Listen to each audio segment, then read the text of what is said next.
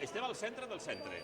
A esta preciosa localitat del Camp d'Alacant, Sant Vicent del Raspeig, el mercat municipal. Mireu amb mi Diego, perquè és molt xicotet, però així n'hi ha poquet, però bo. Si ens haguéreu connectat fa mitja hora, això estava abarrotat. I jo he reservat una també molt especial, que estic segur que a la gent de la taula, que sempre fa molta broma, el Fornet Inés, així estan d'enhorabona perquè enguany, crec que el dilluns van complir el seu 10è aniversari.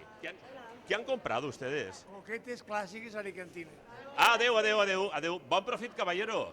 Els noms d'estes dos dones.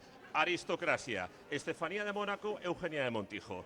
Fanny i Eugènia. Ella se recorre els forns més impressionants de la contornar per a treure així a Sant Vicent del Raspeig. Què és el que traus? De tot, portem de tot. Això és típic de Mutxamel i això se sol, corregis-me si m'equivoque, això se sol mullar en una horchata que només se fa a Mutxamel, que és horchata d'almela. Puc, no? Home, així Bueno. l'han preparat perquè te la menges tu i ell també. És que si no me doneu permís, me dona igual perquè jo vaig a tastar-la. I la botelleta d'au ja preparar, per si acas.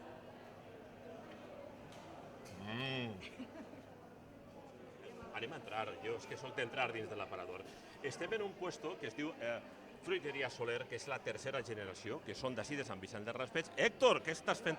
Héctor, així el tinc en terra, que és el xicotet, però vaig a parlar amb Juan Jesús, que és la tercera generació, que la major part del gènere que teniu així el cultiveu i el que no l'encomaneu a agricultors de la rodalia. És a dir, producte de proximitat, de primera qualitat i quilòmetre zero. Correcte, així és. Mari Carmen, em dones una fava per a menjar, que tinc gana? Parla. Tu parla dels antioxidants.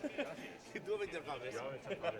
Li donem una abraçada també a Jesús, que és l'amo de tot això. Moltíssimes gràcies per haver-nos obert. Gràcies per l'aperitiu. Això sí que és dieta, companys. Vaig acabar-me la fava, que està fantàstica. I tendreta. Faves tendres, companys. Ah, que bones.